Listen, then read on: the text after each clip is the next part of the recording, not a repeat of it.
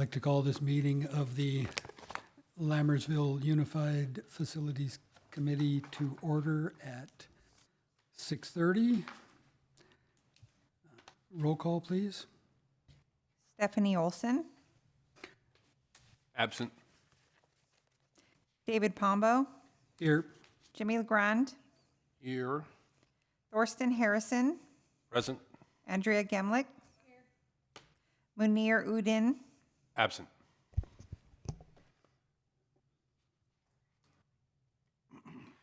Receiving of public comments.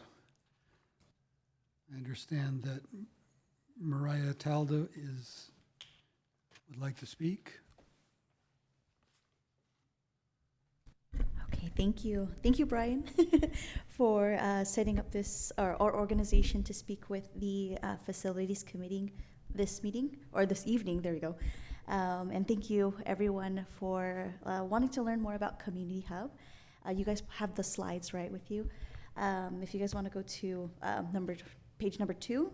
We have the proposal, not the slides. The Oh, the slides are going to go up on the screen, Oh, okay. which are both up here, and then we have it in front of us as well. Oh, okay, awesome. I could just jump into the slides, or would you like me to go over the proposal just a little? She's going to bring it. Oh, sorry. Wait, there you go. I'm just so eager to tell you guys about Community Hub.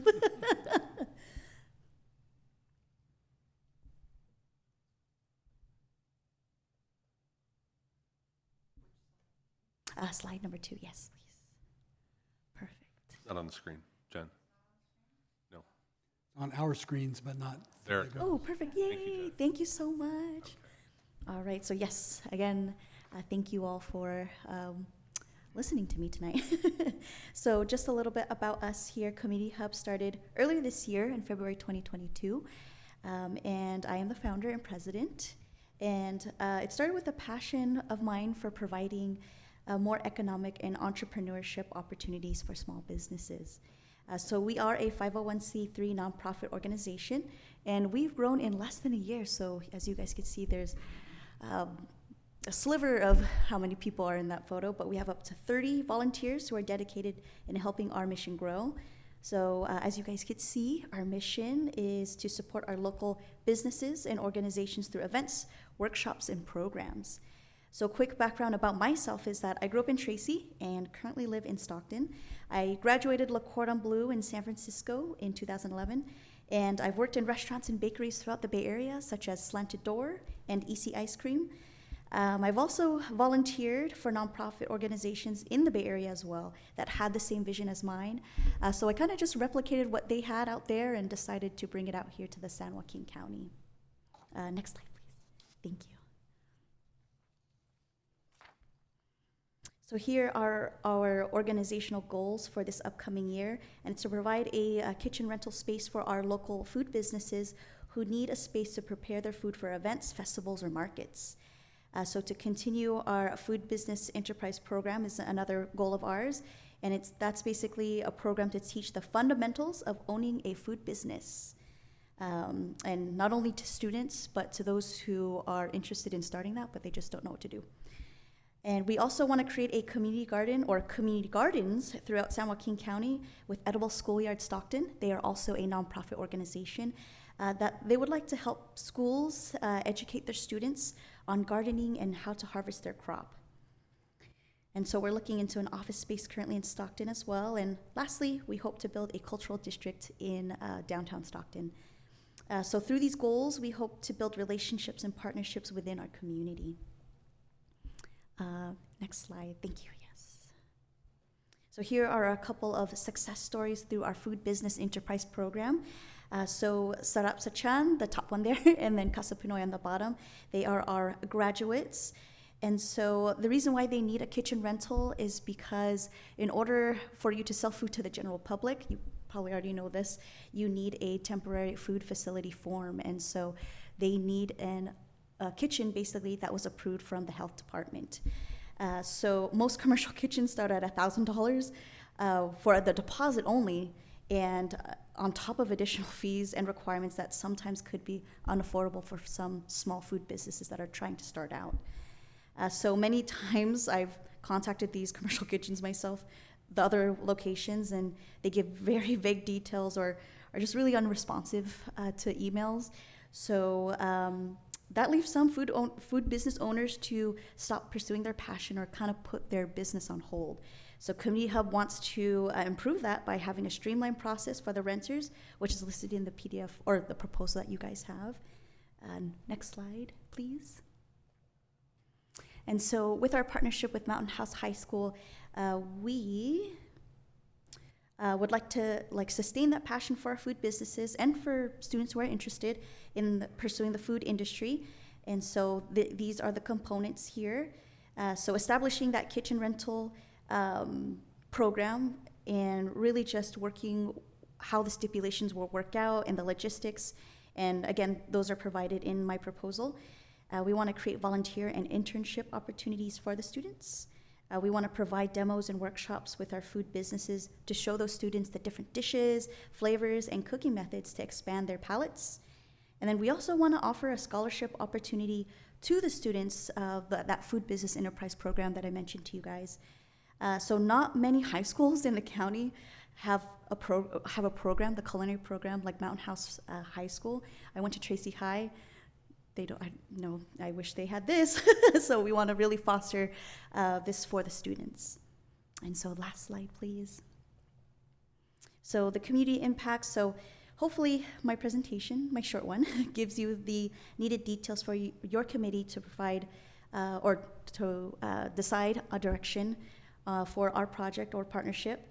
And we believe that a strong community stems from our youth's understanding and on investing in education and our local community at a young age. And so by leading the way in their growth, we can be an example of what a strong partnership can resemble. And then inspiring their pathway through our work, they continue through adulthood, is one way we can impact them on their outlook in life. And then the last, that's pretty, yeah. So yeah, if you guys want to learn more about Community Hub, you can follow us on Instagram and Facebook. If you have questions, there's my email right there. And check out our website. So thank you, guys. Thank you.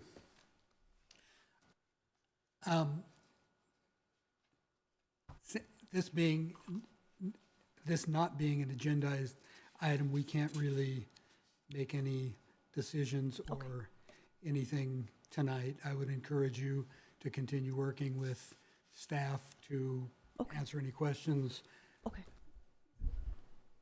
Thor has or any of the rest of the staff have, and we'll see where you guys go from there, and possibly it may come back to this committee or it may come to the full board depending on what the staff comes up with. Okay, yeah. Contact information wise, do you guys have business cards or? He has all my contact info, and you have his, right? Yes. Yep. Cool. He knows how to find me. Awesome. Thank you guys so much.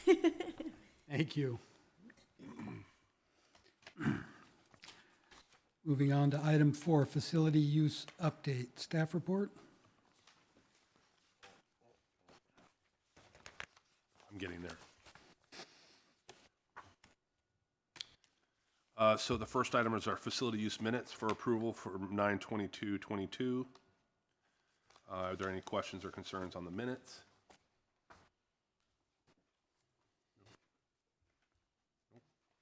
Okay. And then following that is the finance report.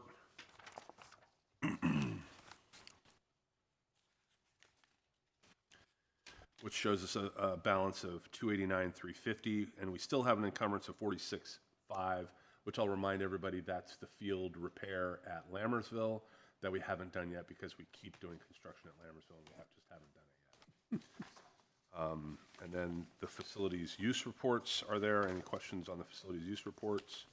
I'd like to point out that my assistant put in a large piece of paper for the high school because nobody could actually read the high school portion. So now it's a fold-out, like a fold-out pop-up book, and it'll show all the activity at the high school. Thank you, and I also appreciate the fact that different things are different colors now. Yes, she did work on the color palette. Thank you.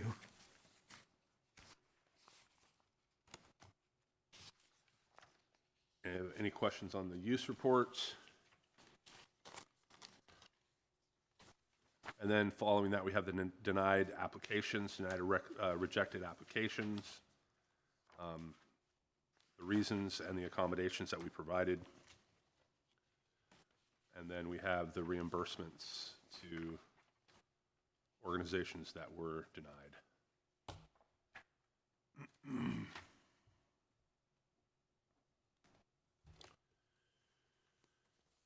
Any questions? As you can see, we still have a lot of people that want to use our facilities. We still are doing the best we can to provide staff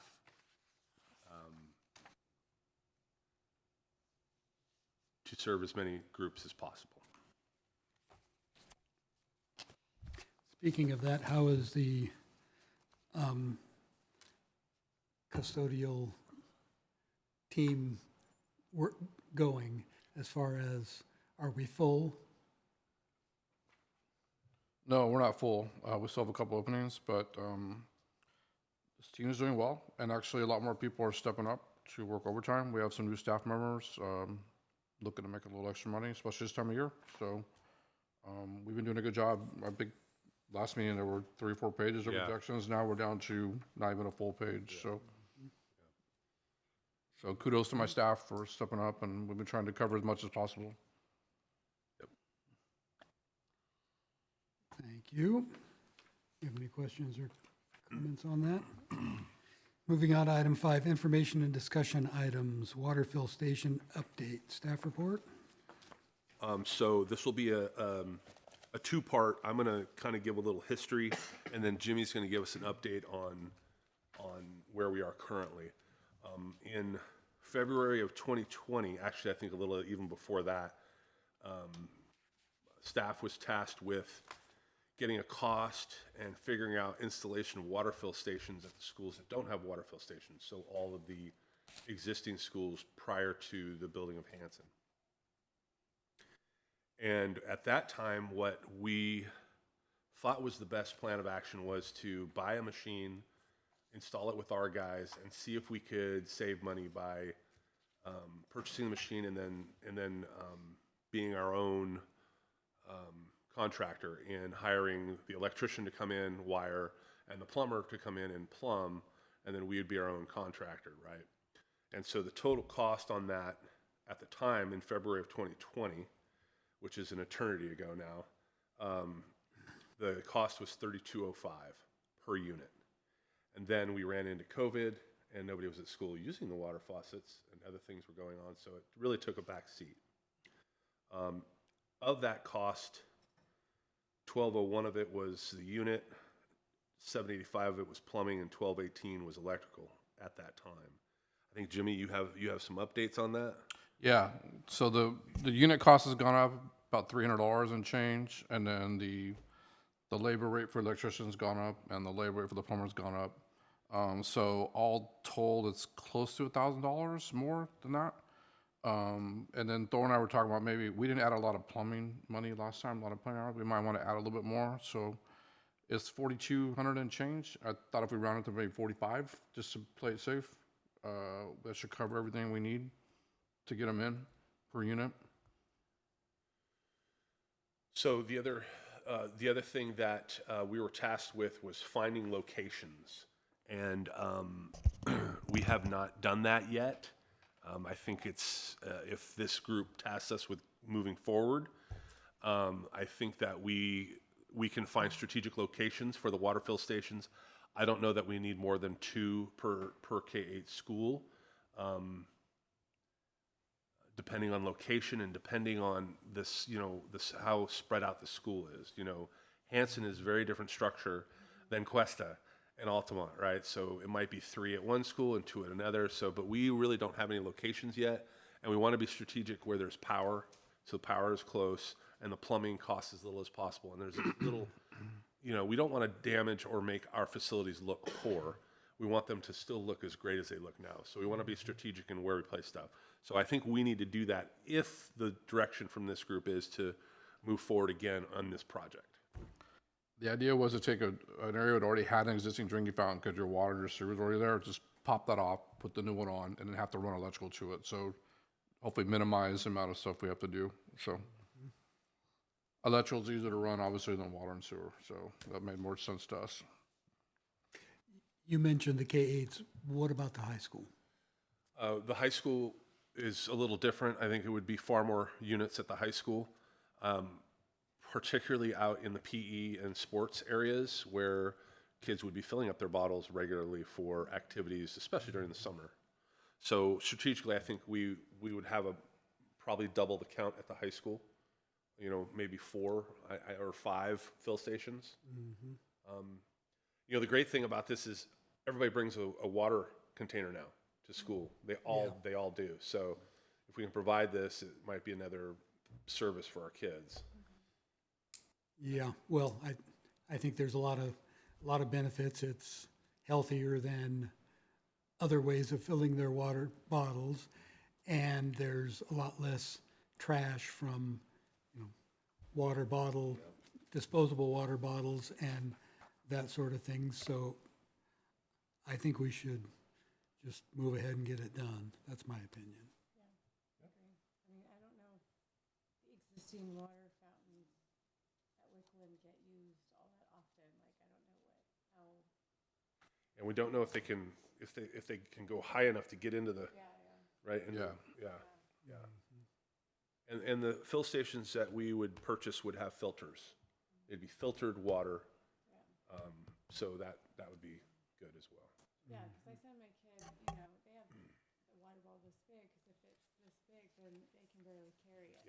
And they're like done with it, halfway through school. Yeah. So we will move forward on that then, and okay. All right, cool.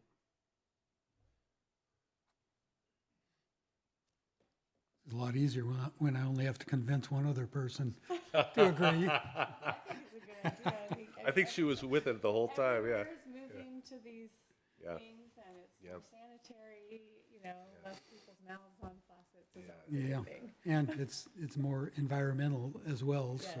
yes. All right, moving on to item B, cricket pitch at Bethany Elementary School update.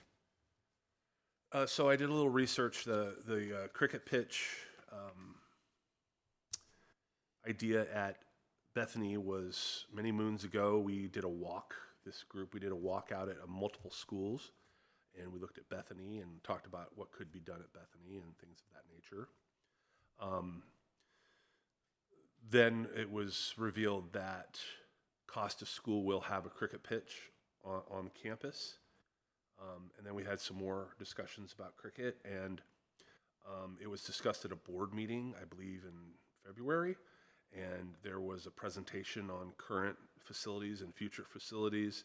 And then the board asked staff to look at data for the field usage, like demand for cricket pitches for kids, because our task as a school district is to build stuff for kids, not for the community. Right. And Dr. Nicholas gave a presentation, and I believe Board President Clements talked at length about use of facilities for our kids versus use of facilities for the public. So with that said, at that time, Dr. Nicholas had not finalized the 19 acres just north of Grantline, thank you. And now that 19 acres is solidified. The current plan is going to be 3 soccer fields north to south on the field, and we have discussed putting a cricket pitch between 2 of the fields, because not only could you use it for soccer, but then it would be a full cricket pitch, because you can have the literal pitch, the 20 or the 40-foot long area where they throw the ball. They literally pitch the ball between the fields, and then they could have a full-size cricket pitch. So at that point, we'll have 2 locations for our kids to use cricket fields. One of the other things that I did for my homework on this item was to ask all the principals about interest in cricket. I went through the club list at the high school, which is about 98 clubs long, which is fantastic. But we do not have a cricket club or team at the high school currently. There's no schools that have any cricket clubs or teams. I asked all the principals, has there been an interest showed? And the one school that had a couple kids come forward with some interest was Hanson, and the principal there is working with those students. So at this time, the demand for cricket fields, we're going to have far more cricket fields than we have demand for people that want to play it in our schools at this juncture. So with that said, I know that one of the things that we talked about when we were walking the fields was, well, we just don't want to throw a cricket pitch out there and just make it a half-hearted attempt. It's something that, we want to, our facilities are nice here. When we do things, we try to do it right. And I think that was the message. Well, if we're going to do it, let's do it right. And so Costa has one, and now we're going to have one at the 19 acres just south of the high school. So with that said, I think we have enough facility right now to serve our kids. The other thing that occurred at that same board meeting is there was a discussion about CSD to come in to give a presentation on facilities that are going to be built here, and they are going to have a cricket pitch at Central Park, according to Pinkerton I think he gave a presentation here about the facilities at our committee, not at the board yet. So, but I think that's going to come at some point. So that'll be a half cricket pitch out at Central Park, and then a full cricket pitch out there, and then a full cricket pitch out at Costa, and a full cricket pitch out at the 19 acres that doesn't really have a name yet for it there off of behind the high school. So as of right now, that's what we have. And that concludes my report. Thank you. I think that tabling any further discussion on a cricket pitch at Bethany at this time would be the right thing to do. If it comes to light that there is a demand from our students for more cricket pitches, then I think we can always address it at that point. But as you said, and I've said ad nauseum, that our task as a school district is to provide opportunities for our students. And, if the opportunities that we provide for our students have an ancillary use by adults or other outside groups, and it fits in with our need for our facilities, then great. But I certainly don't feel like we should go out and build facilities for adults or outside groups. And that's my feeling. I was recommending waiting for Costa to begin with. That was my recommendation. That's going to be open in the fall, right? Is the field going to be ready in the fall? I don't think that's a very long time to wait for that facility. And is this 19 acres the next block over from the high school that you're talking about? That random open field. open block? Yes. Yeah, okay. So I think that's excellent. I feel like it's much easier to put the cricket pitch in as you're building it than to go and undo something that's already there. I don't know, but it sounds like an excellent. When is the 19 acres going to be developed? I don't have a time on that. I believe that it is going to be, the field's going to be put in by the same people that are doing the fields at Costa. But I'm guessing it'll be after Okay. Costa, because they're still using it as a like a courtyard for the building there. Okay. So I don't know when it's released. Okay. I'm assuming that's going to have bathrooms and some storage, or maybe, I don't know, a shed or something. I'm just imagining what this will look like. Sorry, tangent. I'm not certain what the beginnings at the 19 acres will look like. I'm not sure if we'll put any buildings on it from the get-go, or if we'll just have fields at the beginning until we figure out exactly what we are going to do with the whole property. In the old days, I could make a quip that I was sure that it would be done before Safeway was open, but I can't make that joke anymore, so. My only item of feedback would be, I remember when they presented, the Mountain House Cricket Club presented to us, and they said they had 300 kids in their program. And so I don't know where those kids are or what schools those kids go to, but it would be maybe worthwhile to contact them and see if any of those kids actually go to our schools and, or, I mean, I don't know if we need to reach out or if they reach back out or whatever, but just, I'm not certain, but I would suspect that if they had 300 Mountain House kids involved in cricket, there would be cricket matches Yeah, we would going see on them, right. all over, and they would be renting some of our facilities, whether they're cricket pitches or not, to have matches at, and as far as I know, that's not happening. They do use our facilities. They use the baseball fields. They use Hanson and Cordis and so on and so forth. And is that kids or adults? When I am here on the weekends and I see them, I see adults. So I yeah, don't see. a I bunch of only kids see out there. adults as So well. they use Lammersville. I'm at the shop. I look. It's a bunch of adults playing cricket. I don't see any kids Yeah, out there. I've seen adults playing at various fields around the schools, but I've yet to see a youth group playing cricket, which is not to say it doesn't happen. I haven't seen. Yeah, that's what I've seen is just adults. So All right, thank you. Moving on, Cuesta Gym and other sites, light blocking curtains. Staff report? So the QSF came to the last facilities meeting and made a request to get light blocking something, curtains, blinds, whatever, at the MPR at Cuesta. And I was we were tasked with figuring out what the options are. And the the Cuesta MPR is really slick. It's really designed in a very artsy way. So the glass area above on the north side of the MPR are big tall windows, and two of them have big giant bars that go down them diagonally. And then on the sides, you have trapezoid or right triangle windows that are right triangle. They come down to a point. And then you have two squares on each end as well, just rectangles, really. That would all need light blocking something.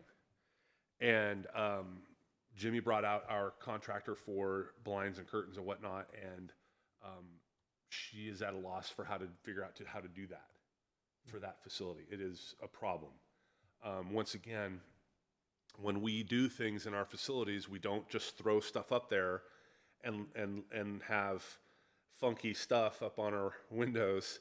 We want to do it right. We want to have a controller down at the bottom. We want them to go up and go down as needed to block the light.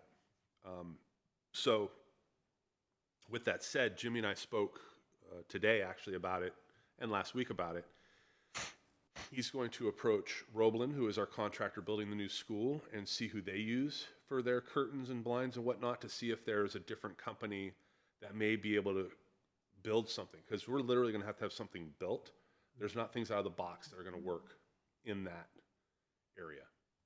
So Jimmy's going to make contact with Roblin and find out who they have, and we have to do more homework on it. Right now, we don't know how we can do it. We have to have somebody come and show us how it can be done, so it doesn't look funky. You know, we want it to look right. And then the other thing I was tasked to do is to go to the other MPRs and find out if other schools needed something.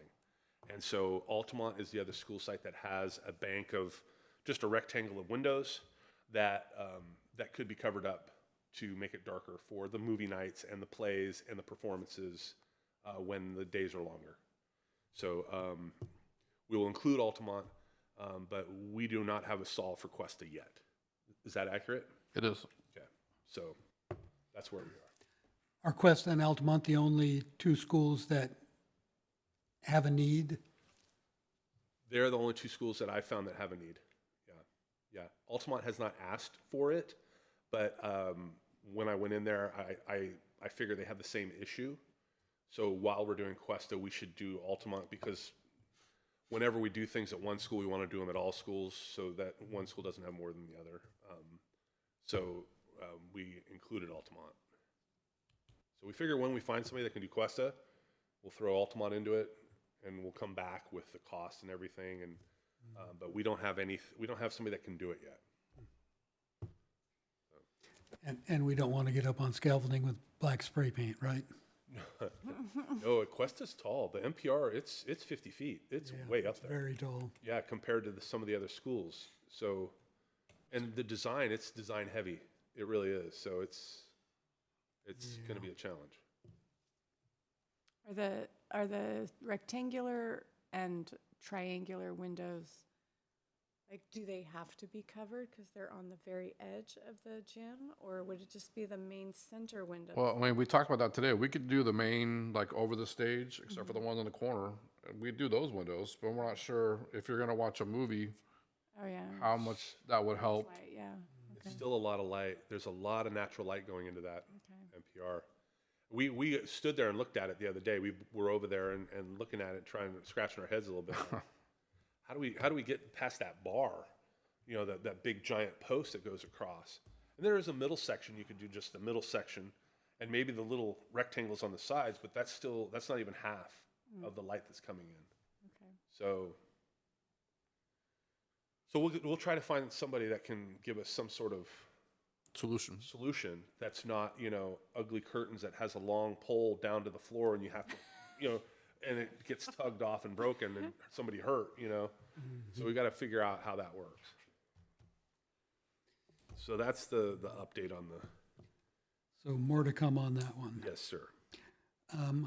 Item D, solar panels at Cordis, update. So I exchanged communications with our solar company, Forefront, and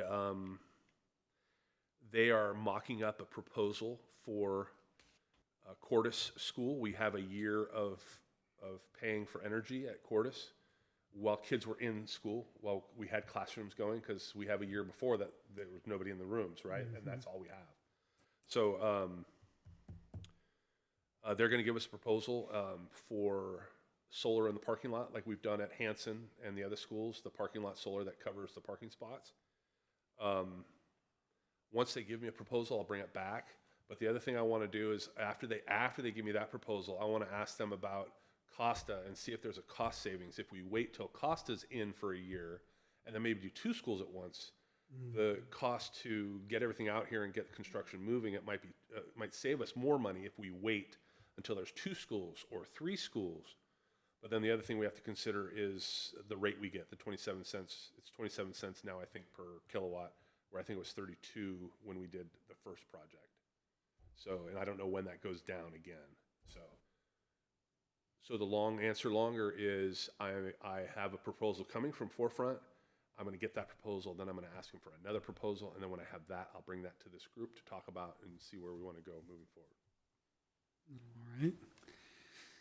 Sounds good. Item E, tennis court agreement with MHCSD. So over the last year, we have had a agreement with the CSD on tennis court use. The new agreement is in the packet in the back. The only thing that changed on the agreement is the dates, and the proposal is for December 1 through December 31st of 2023. The use of the tennis courts, our agreement with the CSD, them passing through the fees that they are collecting has gone very well. We have collected $2,996 over the last, for 10 months of use. We have through 10/31 right now. We haven't had, have you had any complaints about the courts or anything? We have had no issues. No vandalism, no problems with garbage or garbage cans. It's gone very well, and our recommendation is to continue into the next year and allow them. You answered some of my questions. So you said the pass-through profits have been just under $3,000? Correct. For 10 months, so, For up to the 31st of October, that's when we received our last payment. We'll probably get another one here in late December. They give us one about every two and a half months. and are there costs that have gone up for the district because they are in the tennis courts? I don't think so. I don't think there's any additional cost. The one positive I think about them using is this money that they're passing through, we can use to repair nets, repair the screens around the put it right back into the facility when we have to resurface, which we'll have to resurface at some point, Yeah, all that stuff. So, of course, we'll probably have to resurface a little sooner with the added use, but Agreed. but at least it's being offset. And you said there have been no issues, no damages, no anything that either of you are aware of? Questions or comments? I think it's great. Yep, I think that's fine to continue the agreement that we have with them.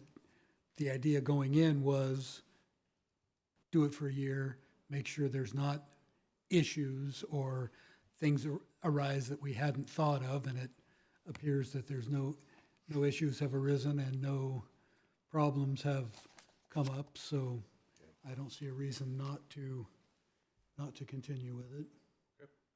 we put this item on the December board meeting, the next week's board meeting, because communicating with Mountain House CSD, their meeting is the day before ours, I believe, or the day after ours. And we Be changed, on the same night. or maybe the same night. We changed our facility meeting. It was perfect timing, but we changed our meeting, so it kind of got a little backed up. But I've been in contact with them, and they're fine. So we'll change the document that went to board from draft to, since this group's good with it, we'll change it from draft to the final copy, and we'll give Noel the right document tomorrow, and it'll go to the board. All right, sounds good. Item F, facilities use, preferred user group update criteria. Staff report? All right, so about 3.5 years ago, was it three years ago, Jimmy, that we did that meeting? About 3 years ago.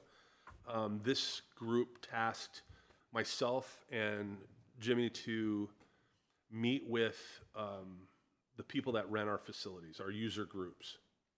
And the reason is because there was a war for space on our campuses, and people were logging in at, if it opened at 12 a.m., they were logging in at 12:01, and some people that have been renting facilities here for years were getting X'd out by organizations. Some of them were fly-by-night, some people that didn't pay us.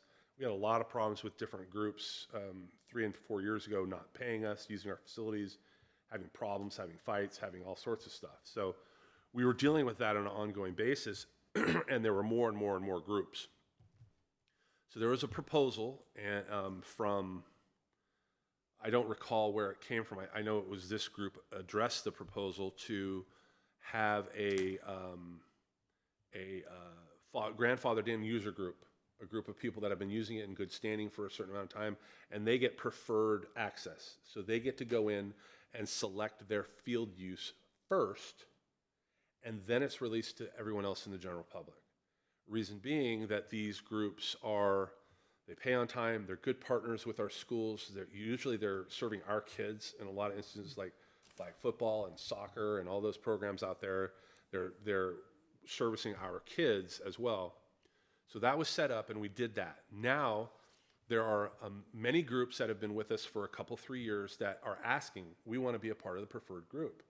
What is your criteria? Mm-hmm. And our criteria then may be a little different now. So what we wanted to do is we have a proposed criteria that we think would be good for the user groups to be the user groups that get early access, to evaluate the groups again, call a meeting, bring them in, tell them this is who our new user groups are that get early access, and here's why, here's our criteria, and then move forward again. What I have is a proposal, and then I have some other things that are things that we're dealing with user groups, because we have tons of people that want to use our facilities all the time, all hours, weekend, nighttime, morning, Saturday, Sunday, holidays, all the time. So what we propose is the user groups is 5 years or more in good standing. And in good standing means that they pay on time. They're good partners. They follow the facilities handbook. You know, they do what the facility handbook says that you have to do. And things like, you know, they don't leave a huge mess, or they don't allow people to drink alcohol at the events, or they adhere to the time. They don't go 2-3 hours longer than they're supposed to rent the facility, and you know, they don't, you know, take advantage. That's our basic criteria that we think would be fair to the user groups. And one of the things I wanted to bring to this committee, because it's the facilities use committee, is Jimmy's group, his team, are dealing with a lot of behaviors that aren't ones that we would like to reward. And that is, we have groups that are trying to bribe custodians to stay longer with money. We have groups contacting the school sites and trying to go around our process and try to get the school sites to say it's okay to use their facilities. We have groups circumventing the system completely, going to other officials, not in this district, but other officials, to try to curry favor to use facilities. And we also have groups bullying custodians that are opening the facilities for them and trying to bully them into opening it longer or earlier. And that last one really annoys me. Because our employees shouldn't have to stand for that. But these are all concerns that Jimmy's team has brought to him that user groups have done. So in those cases, Jimmy gives direction to the staff, what they need to say, how they need to perform. You know, we are professional, we're going to be professional. But groups that behave like that, I don't think should get access to the early use of the facilities. Not only that, but I think that groups that behave like that should be on a list at the other end of the process that says if Group A, who doesn't cause issues, wants a facility, and Group B, that has displayed some of these behaviors, wants a facility, we reward Group A and tell Group B, sorry, it's somebody else has that facility. And I know that a lot of it is who asked for it first, but maybe there's some way to enhance that part of the process so that groups that don't try to get along with the district or our employees are not given any preference at all. Can I respond to that? So I think that one of the things that we need to do, which we did 3 or 4 years ago, I don't know how long ago it was at this point, we brought in all the user groups into this room and we had a meeting and we told them, here's our expectations. Here's what a late payment is. Here is the handbook, and here you go. Here's the handbook, a printed copy. You have to follow the handbook.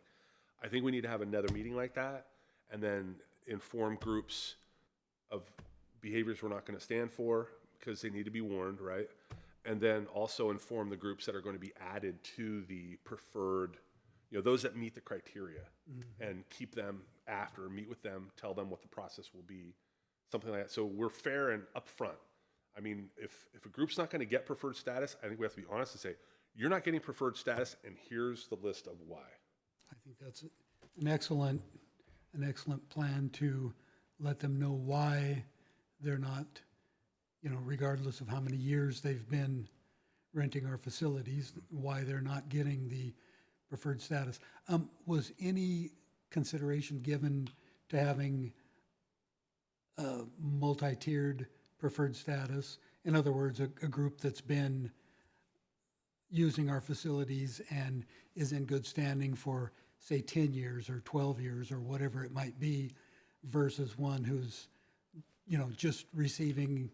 just having over 5 years. Like a graduated, so. Right. So it's almost like the senior tour, the junior tour and so on, right? Like, we could do that, right? We could do like the grandfathers, the fathers, and then or something like that, right? Anyway,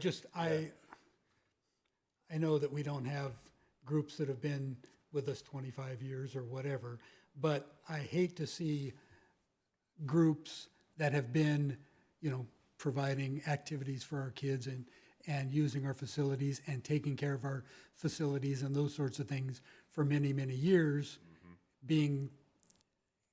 having competition from groups who have a much shorter track record. If you want to give us that direction, we can do that. We can, that's not a bad idea. I mean, there's groups like Flag Football that have been here he's been here since forever, right? And I don't mean, we need the 12 years and the 11 years and the 10 years and the 9 years, just, maybe 10 years and more and 5 years and more or something like that. Yeah, okay, sure. Yeah. We can do that, right? Sure. Is there, like, as far as late payments go, I'm wondering if it's like 0 late payments, or in 5 years there was a group with 1 late payment? Like, where's your cutoff for that kind of criteria? We are very friendly in the payment realm. We're very understanding. As long as groups communicate with us, as long as they say, hey, you know what, we're going to be a week late. We didn't get all the monies in to, because most of these people, they're nonprofit organizations, right? So they have to get all their enrollments in and then come and pay us, right? So if they've been a good partner and they've communicated with us, and maybe they were a week late once or twice, we're very flexible. It's those people that are a month late and they're late every month, or they pay 3 months later.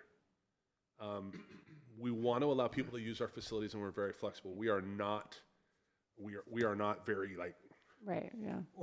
Or they wait and pay off last year's bill when they want to schedule for this year. Yeah, and to us, that would be not in good standing. Right, yeah. Right? But organizations that have been with us for a long, long time, if they call and say, hey, we got stuck with this, again, we need another week, we're pretty flexible in that way, right? The problem we have is now is that we have to send out multiple reminders for payment. And, as the event's in 2 weeks or a week, we don't have the payment, we don't have the payment, we don't have the payment. So I know that gets annoying for my staff to have to constantly be badgering people to make payment.